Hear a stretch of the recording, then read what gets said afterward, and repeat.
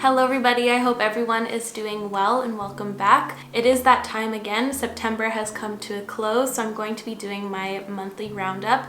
I cannot believe September is already past.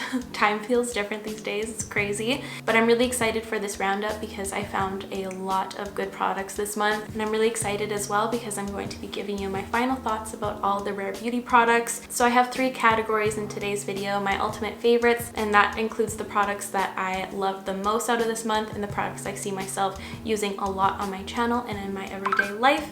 Excuse me.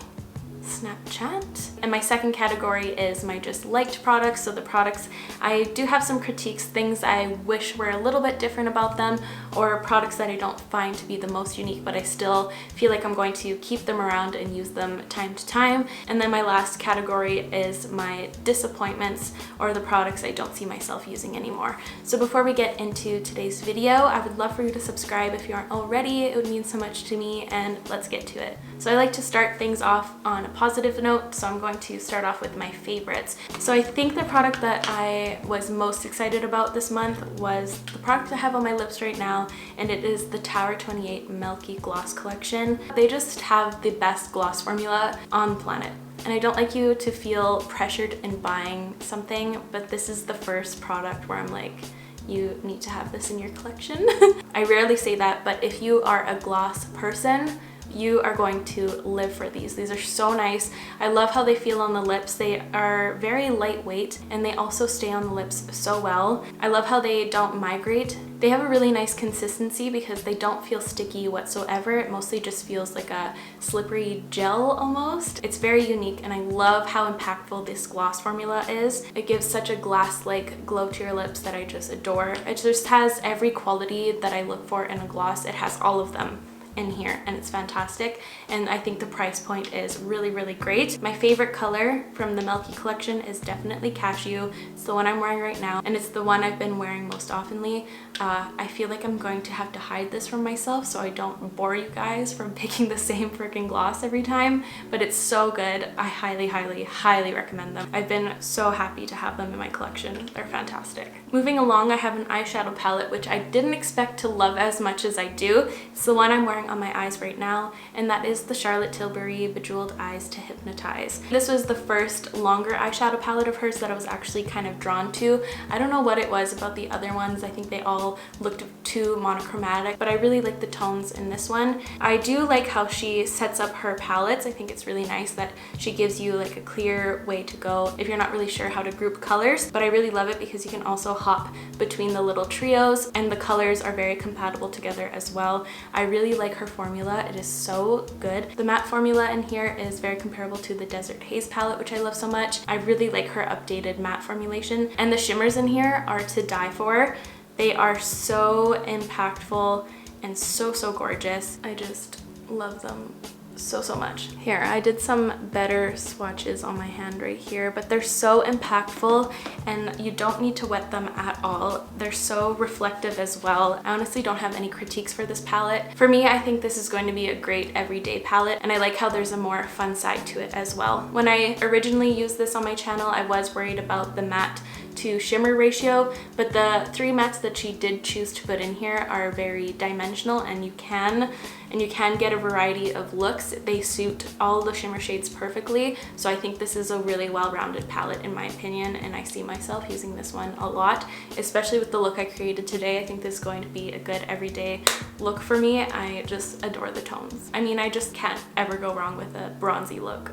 They're some of my favorites. She came out with her Walk of No Shame collection, and these are my favorite products from that collection. I adored the blush. This blush color is beautiful. I think this is going to be an all year round favorite of mine because it can suit the winter months as well as the summer months, just because it has that bronzy sun-kissed look, but I really enjoy the plum aspect in here as well. I feel like it mimics when you're out in the cold and your cheeks turn that berry red pink. It has both of those in one, and I absolutely love that. And I love this formula because it's very buildable and it gives a very nice airbrushed look on your cheek. So I have nothing wrong to say about this. I'm really happy I found a shade that I love. I've only tried one other and I couldn't really tell if I enjoyed it or not because I wasn't a fan of the color, but this one is so good. and I understand why everyone loves these so much. It's really, really cute. And this was my favorite lip out of the couple that she came out with in that collection. This is the Collagen Lip Bath, I believe. It's the one with the funny applicator. If you know, you know. But I just really adore how sheer and lovely this feels on the lip. This texture feels more like a classic gloss, a little bit tacky, not sticky whatsoever, but not as smooth and gel-like like the Tower 28 ones. I just really love the shine and effect this gives to the lips. It just makes them look so plush and plump, and I love that. I love this color as well. I find it to be quite unique to my collection. I haven't been able to put it down. So this one was another love for me, and the last product I loved from that collection was the eyeliner. I really, really love this color. I like how it kind of is brown, but it also has like a fun twist to a brown eyeliner. It has like a brick red to it. I think this color looks so great on all eye colors. It either really complements them or brings out the warmth in brown eyes, which I just love so, so much. So this one was another one that I really liked, and I'm excited to put this to use more in my eye looks. And the formulation was beautiful. It's really nice and creamy, and it was so nice to blend out. There was a lot of working time, but when it's set, it was set. So really excited about this eyeliner. So I have another blush I wanted to talk about. This is the Wet n Wild Mellow Wine blush. This already made it into my favorite blush video, so I feel like I don't need to talk about it too much. I don't want to be too redundant, but I love this color so much. It's so dreamy. I find it to be quite unique to my collection as well. It pulls so many different colors with different looks and can look very warm, or it can look a little bit more deep and berry. It's just really cool. I really like how transformative it is, and the formula is beautiful because it's not mega pigmented,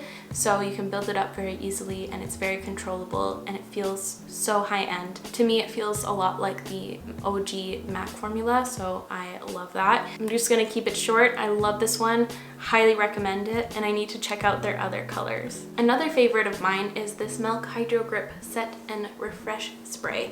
I really love this spray. This one gives such a good hold on your makeup. I was actually really impressed. It's one of the first sprays that I actually see a difference in. I find it to be quite comparable to the Urban Decay All Nighter, but just a little bit more powerful. I know it's a little bit more powerful because I can physically feel it in my hair when I spray a little excess. It feels like hairspray, but don't let that scare you. It doesn't feel like hairspray on your face. It doesn't have any tightening effects or anything like that. It's just a really good prolonging spray. And the thing I love most about this one is that it doesn't have any alcohol, so I feel really excited about this one. It's crazy how much I've used already in 1 month. This is a spray that I've been actually using every day, and that's pretty rare for me. Usually I only reach for sprays when my makeup is looking a little cakey or a little dry and I just want to add some extra moisture, but this one I've been using every day to prolong my makeup and to make everything look a little bit more glowy and beautiful. I've just been loving this one. I think this is my favorite longevity spray that I've tried so far, and the packaging is so beautiful. Milk always does the best packaging. So fun. Before I get into my Rare Beauty favorites, I have a new mascara here that I really love. It's the M Cosmetics Pick Me Up. I love this one so much. It's quite comparable to the Glossier At Lashed, but this one is just a little bit more impactful, so it gives a little bit more volume and length. It's just beautiful, so I'm so happy to have this one. I've been using this one as my lower lash mascara on the everyday, and on my more natural days I do like to put it on my top lashes as well, but I just love how this one never smudges on my under eye bags or anything like that. I don't have to set my concealer and it still won't smudge. No cracking whatsoever. So this one, highly recommend. And the packaging is so freaking cute. I love this soft lavender color. It's so nice. Love it. They did such a good job. Tubing mascaras are elite. So now I'm going to mention all of my favorites from the Rare Beauty lineup. So first being the Rare Beauty Primer. I love this one. I love how illuminating it is. I like how there isn't a base pigment at all, so it's just a reflector. So when the light hits your face, it just amps up the glow in the most beautiful way. It is stunning. I love how there's no glitter in it at all. It's just dreamy. And I love how hydrating it is without overhydrating your skin or making it look greasy. It just is very comfortable, and it's just a beautiful texture. It feels like a thicker gel, but it also has a nice slip to it as well. So I feel like it makes my foundation go on smoother, and that's something I really enjoy in these times right now, since I have some healing acne scars. It just does it all for me and I really, really love it. I highly recommend it. So that's my first favorite from the lineup. My second ultimate favorite are the highlighters. I think these are the products I've been putting to use the most out of everything. I love these highlighters so much. They came at a perfect time in my life. I will say that there isn't the perfect color for me right now. This Enlighten shade, it's too icy and bright for my preferences, and this Outshine shade is too gold, too yellow gold, I guess, and Flaunt is just a little too deep for me. So I've been mixing between these three shades quite often to create my perfect shade, which I do really enjoy, but I do hope that they come out with more colors in these because they are stunning. I love this formula because it's super thin, very easy to apply with a finger, a brush, or a sponge, and I love how there's no chunky glitter in here. I find these to be a liquefied version of the Nudestix highlighters without the balm feel, so your hair never gets stuck in the balm texture. These, once they set down, they just feel like a powder almost. They are fantastic and I've been pretty much using them in every single one of my videos over this past month. Love them so much and the packaging is so freaking cute. Moving along, I really loved the concealer. This is my favorite out of the base products. I really like the texture. It's not too thin and not too thick. It's just a perfect in between and has a beautiful amount of coverage. It's not the highest coverage concealer, but it's just a good mid-ground. I don't experience any creasing during the day. I don't have to set this one with powder if I don't feel like it. This concealer is fantastic and it's been the one I've been gravitating towards the most out of my range of concealers I have right now, which is very telling. I love this concealer so much. I don't always put tools in these videos, but I just had to mention how much I love the brushes.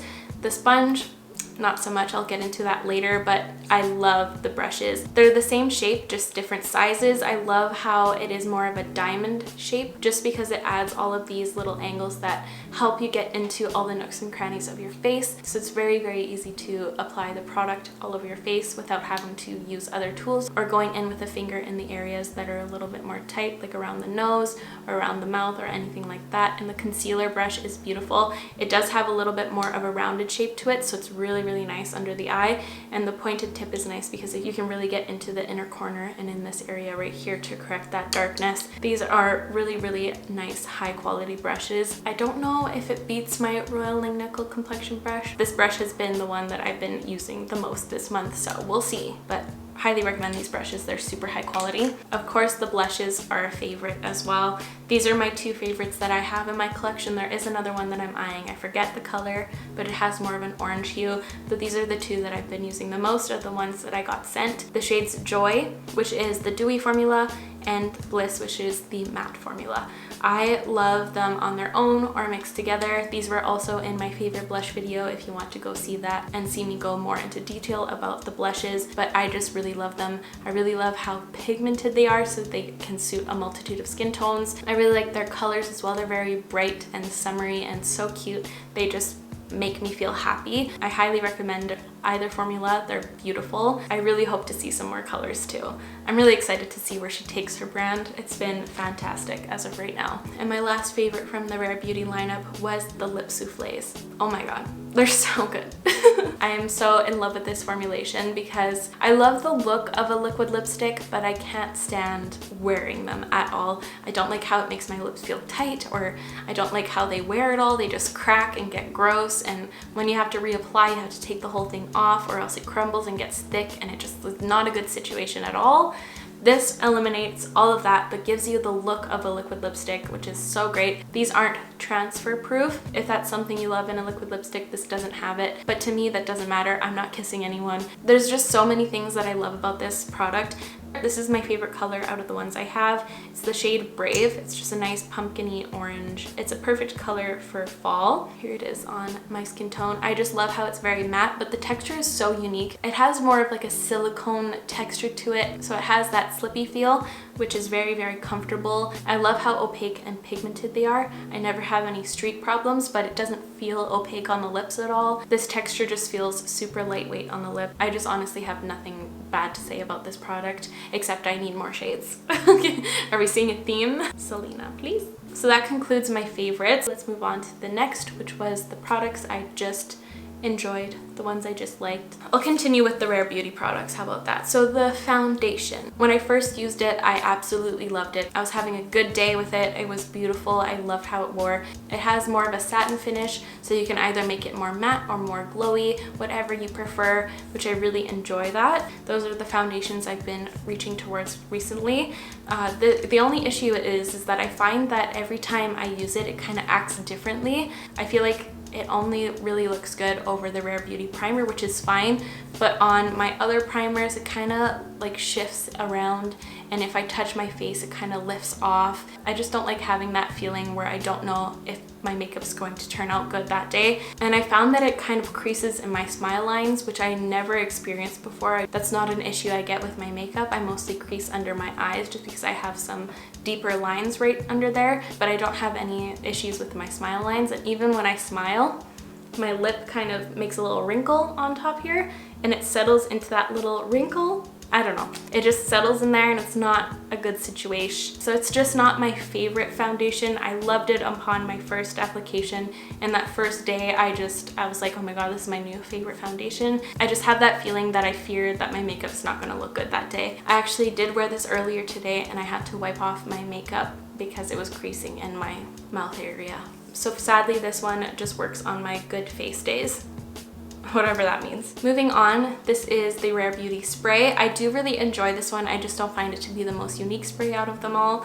I find this one to be quite comparable to Fix Plus or something like that that gives a lot of glow. I do really love the atomizer and the smell as well. It smells like a nice refreshing spa, and it has a really nice thin spray that you can still feel where you hit on your face, but it is still very, very fine. I do really like it. I'm going to keep it around. I'm going to continue using it. I just don't find it to be the most unique. So taking a break from Rare Beauty right now, I have 3 more products in this category.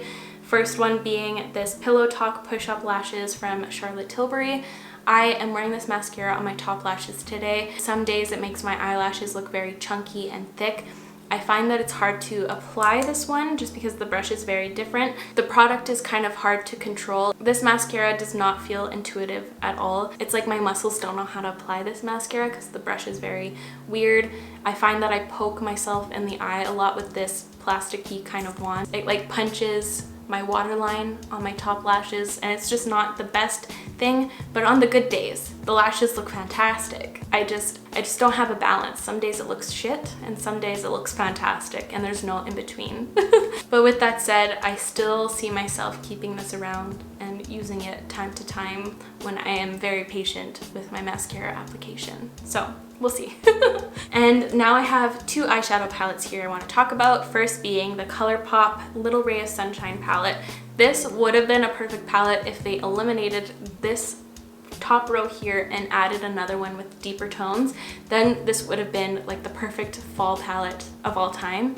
I really, really love the formula in here. Thankfully, this formula in here feels more like the old days of Colourpop when the quality was really there. I have found with some of their recent eyeshadow palettes that they just have a weird formula where it looks fantastic in the pan, but it turns out just more pastel. I don't know how to describe it. It's just not the same. I just feel like there isn't enough depth in here, and I don't know why there's so many light tones that personally I don't get a use of. I would have loved to see some more deep fall tones in here. That would have been so good at creating those more grungy looks or more soft looks. It just would have been a good one and done palette. But I do still see myself using this one in conjunction with other deep tones perhaps, or I just really like the mustards in here. They're really nice quality and packaging is very beautiful.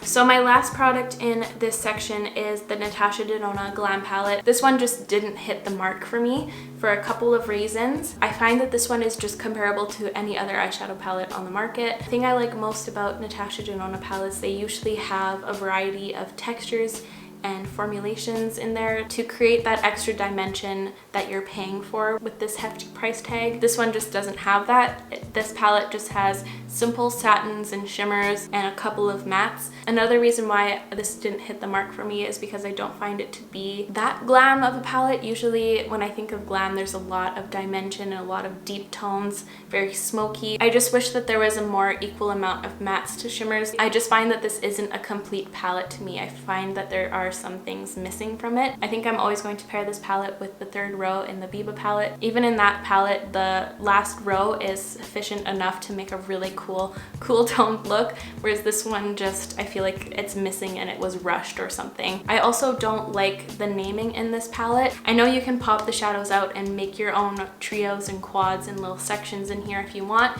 but if you're paying for that price tag, I just want it to be kind of laid out the way it's supposed to be with some fun names. I find that the names in here kind of condense my creativity a little bit. I feel like I'm put into a little box, which I don't like. I just find that it's a weird aspect. Like if these were just named like fun names, people would just already use the correct color as their crease. They wouldn't have to move a shadow around to make it suitable for them, I guess. I don't know if my point is coming across or if I'm saying it right. I need another coffee, but I just find it to be weird and a little bit more of a hassle than it should be. So I just don't like the naming system, and I just wish there was some more of her fun textures. So now let's move on to my disappointments of the month. First, starting off with the Rare Beauty sponge. I really don't recommend this sponge. It's very porous. It just feels like a kitchen sponge. It's so textured that when you're blending out your foundation, it creates a whole new texture on your face. You just look like SpongeBob.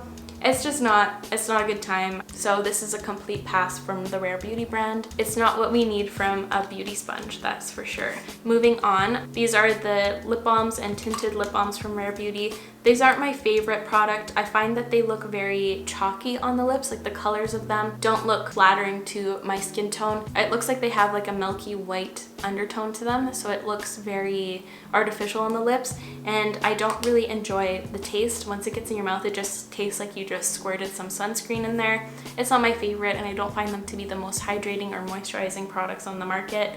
So I would pass on these personally. I do really like the packaging. I like how they're flat. I like that aspect so they won't roll all about. This is the Rare Beauty Brow Harmony pencil. For me, I really enjoyed the brow gel side.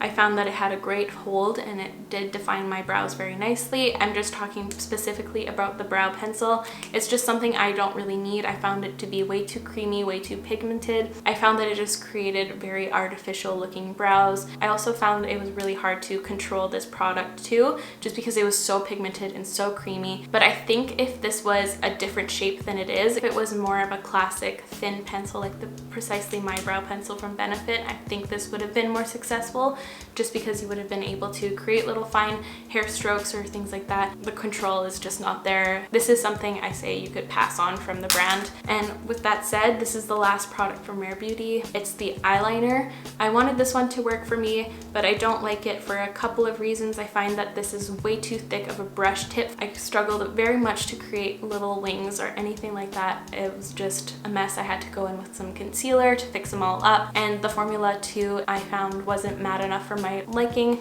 I do really like a matte eyeliner, and this one just had a lot of glow, and it also transferred like crazy. I do have oilier eyelids, but a lot of people do, and this one just transferred like crazy, like you saw in my original Rare Beauty video. It was too bad, but it just did not work for my eyeballs. Moving on, this is the Charlotte Tilbury Walk of No Shame little eyeshadow pot.